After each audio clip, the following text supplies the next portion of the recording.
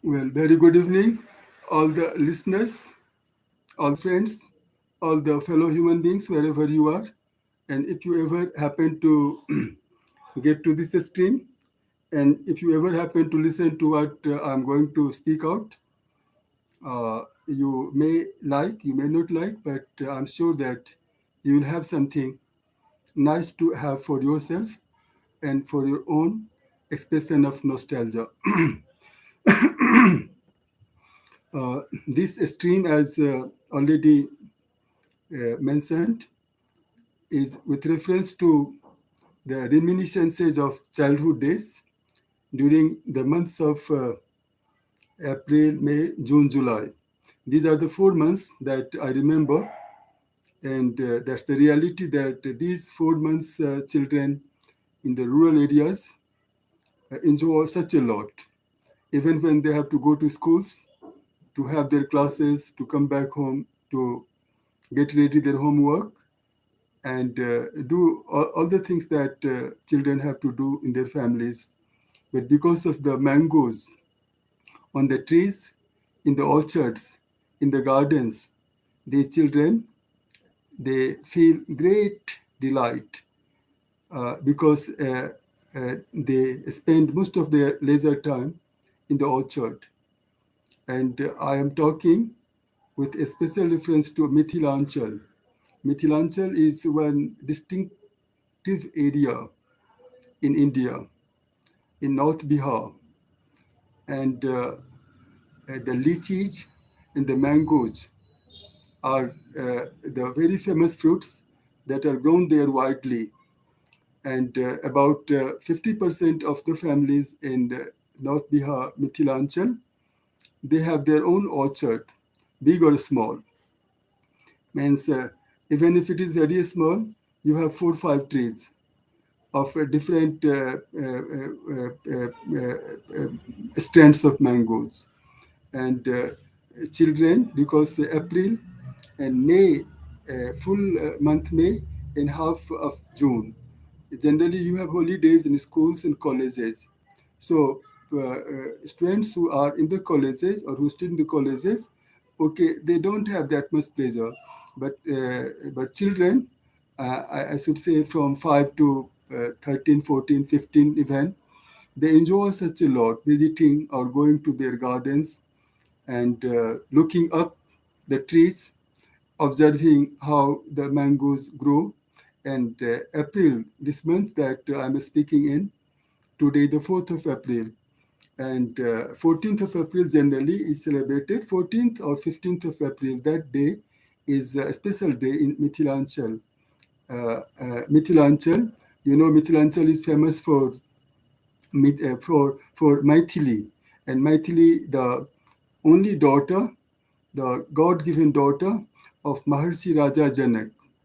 And Maithili becomes Sita in the Ramayana, one of the greatest epics of the world, and perhaps the first epic in India that is comparable to the greatest epics written in Europe, especially by Homer and Virgil. But many scholars, not only from India, but from America and Europe, they also vouch to the fact that the Mahabharata and the Ramayana, these are the two incomparable uh, epics in the world, written originally in Sanskrit. So Mithilanchal is that part of India where Maithili was born, where Sita was born, to this great saint king Raja Janak, the King Janak. And that area is famous for 4 or 5 things. And that is betel leaf, that in Maithili it's called pan. And then another is makhan. Makhan is a fruit that is harvested out of the plants that grow in the waters, in the ponds and lakes and all that. And then we have mangoes and lychees and fish also. Fish also is supposed to be a staple diet, and that is grown in the personal pond or personal, suppose you can say, pool there. So my concern now is to remember the days that I myself enjoyed during my childhood when I was a school student. And I remember that we would get up quite early in the morning, around 3:30, 4, and we would study for 1.5 hours or 2 hours in the dawn. And then before the sunrise, means 1 hour or 1.5 hours before the sunrise, we would pack up. I mean, we would wind up the study work, and then we would have a basket or any suppose canvas bag, and we would head to our orchards. And we means children of different families. Suppose you have a cluster of families, 20 families, 25 families in a place, and you share so many things of culture, civilization, language, everything together. So you live together. Different clusters you have of different social strata. So you head towards children in groups, or children in twos, children in threes, and sometimes a child alone. If he has been left out, the child goes out of the house to reach the orchard where you have mango trees and other trees. But because from April to July, you have three fruits, very important and very nutritious and very tasty fruits. That one is mangoes, and then you have this lychees, and then you have jamun, that is blackberry or red berry, blackberry generally. And the jamun trees are very tall, very high, very, very high, very difficult to reach up to the top. It's only the professional ones or those who are used to climbing up such trees, they can harvest the jamuns. Otherwise, you just hope the jamuns, the blackberries, to get ripe, and then because of the winds, gusty winds, they drop down, and you gather, you just move around the trees ambit, and then you have. So mangoes are supposed to be the what you call the best of the fruits, the king of fruits. Sometimes they call, for example, safeda, sapeta, or malda, Bombay, Calcutta. These are the names, local names given to. And then Krishnabhog, very sweet, means Krishnabhog is that strand of mango that you can eat without getting your teeth soured, because it is sugared enough to make you enjoy eating raw. And when it is ripe, then it is sweeter than sugar itself, very, very sweet. So people, you can say, extract the juice of this mango, and they mix that juice with beaten rice or chapati, roti, whatever, or puri, and you eat it, and you feel as if you are having a heavenly meal, because healthy mangoes and homemade, or you can say nicely made beaten rice or puris or chapatis, and then you have these things mixed up with the juice of the mangoes you eat. But before that time comes, you have to be on guard, or you have to just see that the mango crop, it grows nicely. It is taken care of, because you put water into the roots of the mango trees, and sometimes you spray also. You have some sprays to be used, so that the insects and other germs, they don't adversely affect the mango crops. So whenever you have time, you come. And because you have a different kind of aroma, means that the whole atmosphere, sometimes, as I remember, you have orchards, not one, two, three, maybe 20 orchards, maybe in 100 acres of land, and plotted. And each plot, small or big, belonging to different families, and these families living together in clusters, and because they share language, culture, spirituality, religion, and you also means interconnected. Even if you live in different families, you exchange things. You exchange new arrivals in terms of crops and all that. So if some of the trees, mango trees in your orchard, they bear fruits and they ripe early, then the crops you share with other families. And when something is like that in other families, you are sure to get something out of that. And that is how harmony and affection and love is created. And all these things bind the people and they enjoy. So now that you have started living in the big cities, you live in a flat, you live in a house separate, and you don't have cohesion that you experienced in the village. You don't have inter connection between families, among families, and you live a richer life. So city life, of course, you have people, you live in a building, and all the, you can say, residents of the building, they know one another and they exchange visits and all that. But when you live under the open sky in the villages, and good villages where you have nice infrastructure, you have roads, you have, suppose, parks, you have gardens, you have orchards, and everybody is well off, nobody is poor. Means poor, there is no scale of measuring poverty or no scale of measuring riches or richness. It's mentality. Even if you don't have much, you have very little, you can consider yourself rich because you are good people, you are good hearted, you want to share, you want to raise civilization, you want to live as cultured people, and you make companies with the cultured people. And even if some people are not that much cultured, you persuade them to be civilized, to be cultured, to be polite, to be courteous, to be God fearing, because to be God fearing is not negative in my opinion. God fearing means you fear God because God is there to oversee that you don't go wrong. And if you go wrong, you have this fear of getting punished by God. So you don't go wrong. You don't become wretched. You don't become rough. You don't become foul mouthed because you fear God. And fear God is something abstract. Nobody sees God, and nobody sees that God comes down or God presents himself and punishes the wrongdoers. It's just psychological that there is someone who might be overseeing, who might be seeing what we are doing. So let us be on the right track.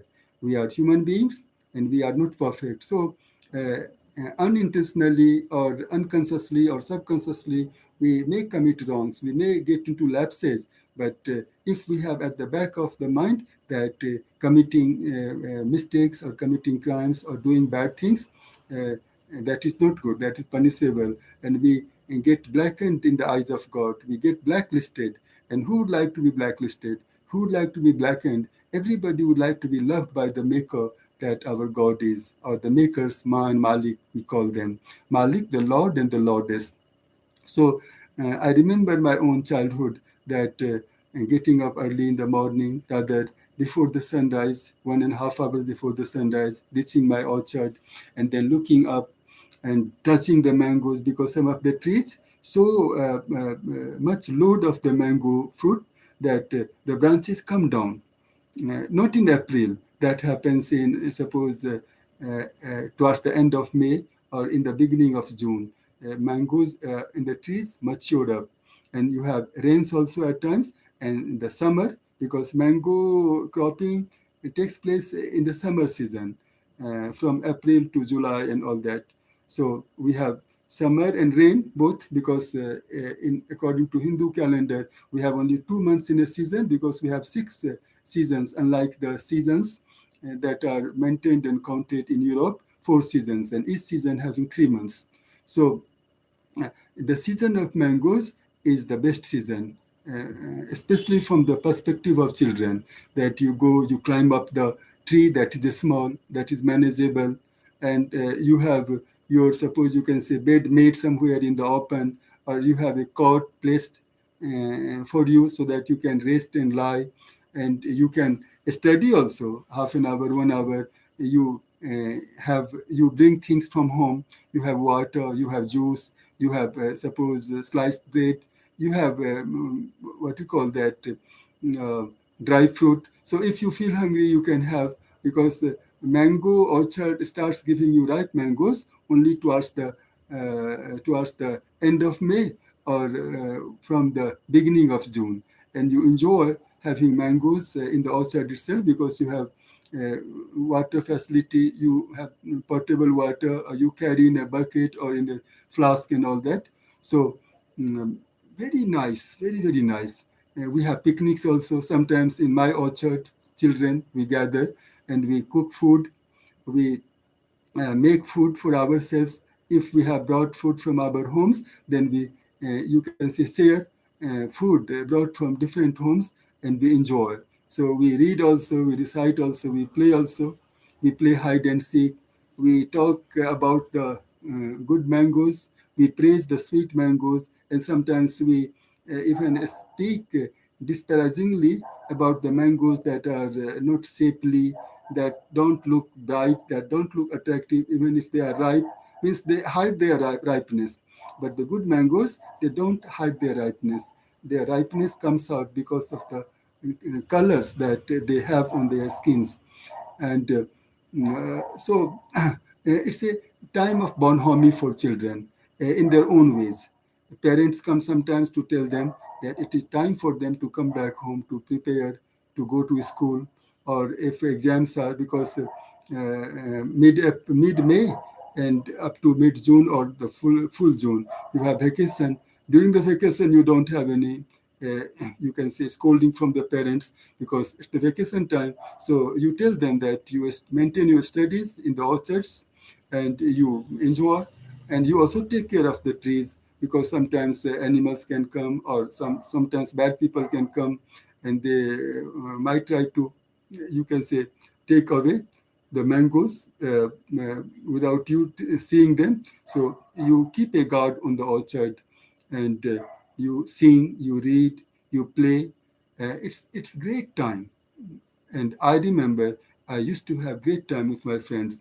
And friends means, you make friendship with the people you like. So if you are a good student, if you are the first student of the class, then you have in your neighborhood, in your cluster of families, you have other children also, because education is very important in Mithilanchal, where from I come. And they say that we are the disciples, we are the descendants of Ma Saraswati. So Ma Lakshmi, you need the blessings of Ma Lakshmi, but if you have the blessings of Saraswati, Ma Lakshmi will come. And that way you enjoy. So you bring your books, you bring a mat also. If a cot is not available, already placed in the, then you bring a mat, manageable. You carry it, maybe 1 kg or 2 kg, and then you spread it, roll it out. You sit on the mat. You take out your books from the bag.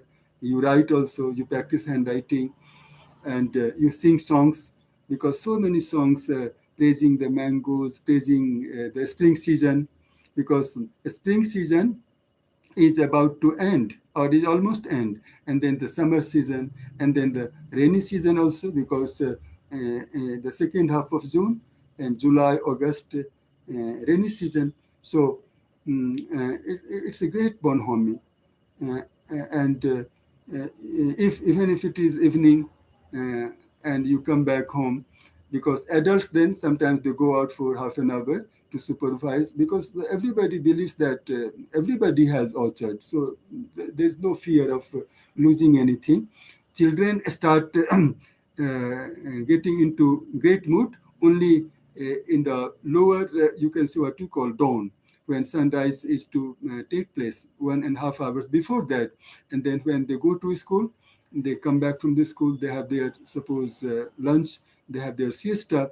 But most of the children, as I remember, we would have our lunch on our return from the schools, and then we would straight go to the orchards, where we would rest and enjoy and sing and all that. So orchards and gardens become great haunt, and it's so fragrant everywhere, aroma. In the month of March, that begins the blossoming of the trees, you have blossoms, and these blossoms have a special fragrance, a special sweet fragrance. And you go near the blossoms, you breathe in very deeply, and you enjoy it, and you thank God that God, you have given us trees and fruit trees and flowers and plants and all that. And how beautiful to live with them, how nice to live with them, how nice to nurture them, to touch them. And that is life. Because when you go to the cities and you have markets, artificial things, things that are preserved with the help of the chemicals, and the chemicals smell, you don't have naturalness. uh, so now that I have been living in the city, I have lived in Kolkata, Delhi, Kathmandu, and I see how artificial life has become, how stale life is, how crude life is. And sometimes you go to a park in the garden, but you have so much of thickness of the visitors.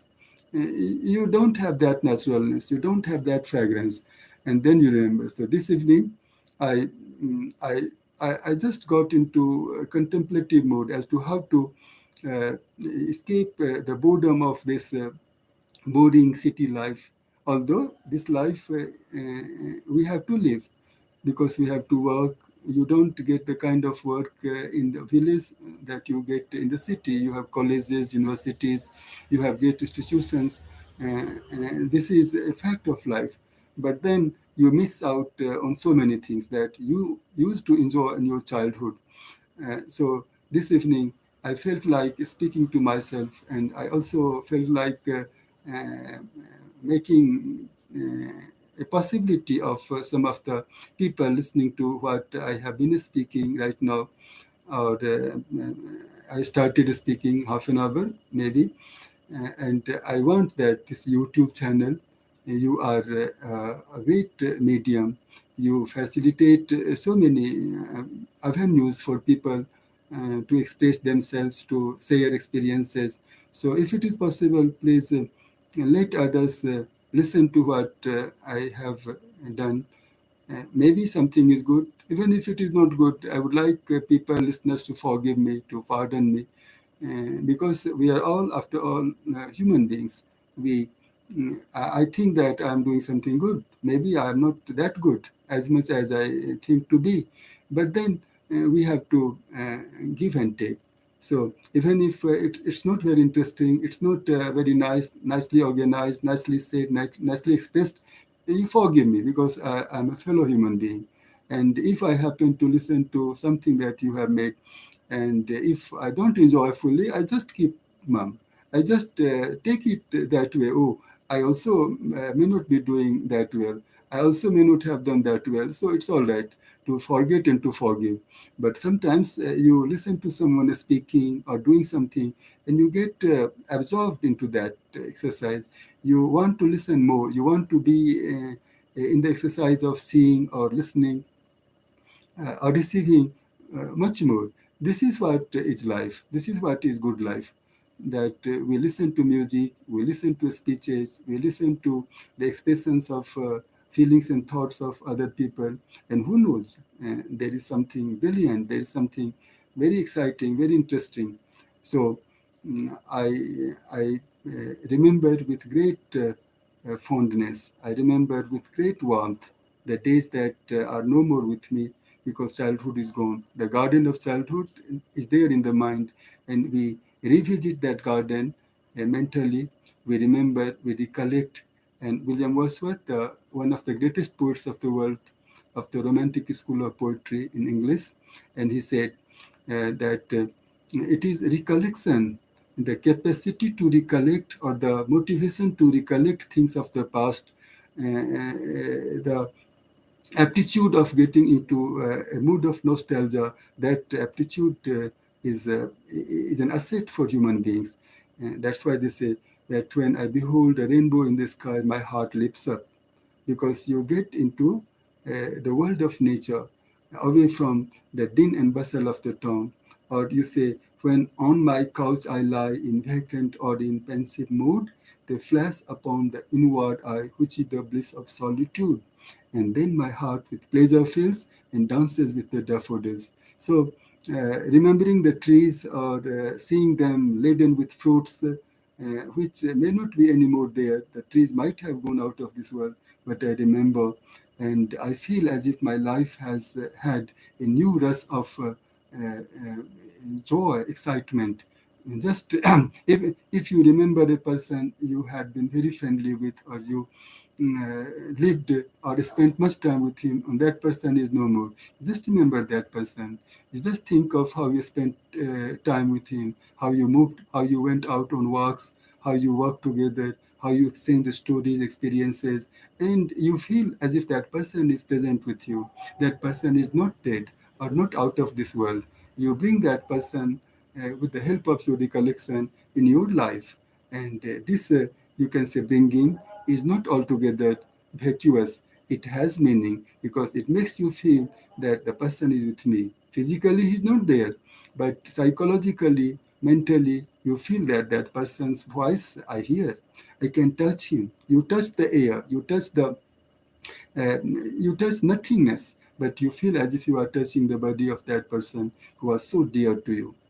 And I think life could not have been lived at least this much comfortably if people didn't have the aptitude for getting into nostalgia or getting into the state of reminiscences. It's so helpful. It's a cool breeze when the temperature is very high. It's a it's an opening. It's a facility. It's you can say an unseen opportunity in life, invisible opportunity in life to recollect things of the past, the things that had been good, that had been beautiful, the stories that had been so absorbing, the people who had been so generous, so good, so neat and clean mentally, and all that. So this much, I love you all children. I have lost my childhood. I am no more a child, but I love you children wherever you are. You enjoy your childhood. You go to your gardens, you go to your orchards, you spend your early morning time in your orchard if you don't have to go to school early in the morning, and be with nature, love the trees, touch them, think of them, think of the way they live their life, think of them as they sustain our life and contribute to the richness or to the beauty of our meagerly beautiful, meagerly rich life. All right, then, many, many thanks to all of you. If you have heard, even if you have not heard, you might hear. I expect that to happen. So, thanks a lot. God bless us all. Bye bye.